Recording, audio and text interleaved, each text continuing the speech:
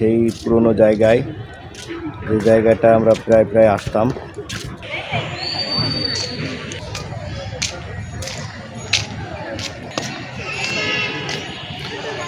যশোর পৌর পার্কের পৌর যে চত্র মাঝখানে যেটা, ওইটার দৃশ্য দেখাচ্ছি আপনাদেরকে এবং সুন্দর একটা ভিউ দেওয়ার জন্য চেষ্টা করব আপনাদেরকে।